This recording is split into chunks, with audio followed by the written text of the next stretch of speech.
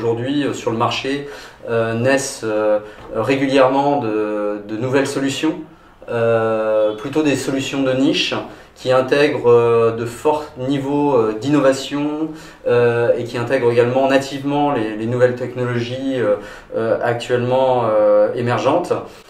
Généralement, le RP fonctionne sur des cycles de 5 ans.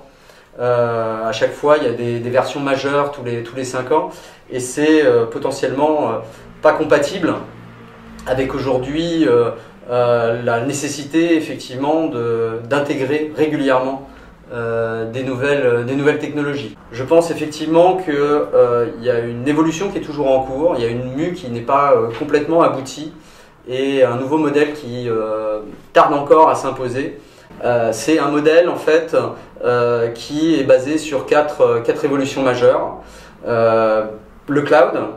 Donc, qu'est-ce que c'est que le cloud? C'est effectivement une transformation du modèle économique des ERP ou des solutions logicielles qui sont plus basées sur la vente de licences, mais sur la location d'un usage et qui aussi déporte effectivement toute la problématique d'hébergement, d'infrastructures qui ne sont plus supportées par l'entreprise, mais qui sont déportées effectivement dans des architectures justement dans le cloud, privé ou public.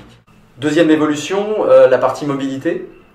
De plus en plus, effectivement, il faut que ces fonctionnalités, que ces solutions, que ces ERP soient accessibles en mobilité. Et là encore, il y a pas mal de chemin à faire parce que même si quelques fonctionnalités sont déportées sur des devices de type tablette ou smartphone, on est loin encore de pouvoir véritablement utiliser les fonctionnalités de l'ERP sur ces différents devices mobiles.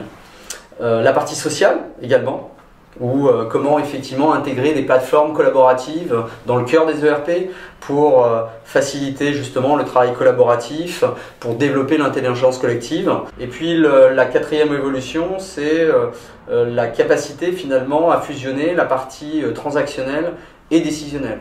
La capacité que doivent avoir maintenant les ERP à gérer une masse importante de données, des données bien certes produites par l'entreprise et par le système d'information, mais produites également en provenance de l'extérieur, par des partenaires, les réseaux sociaux, etc.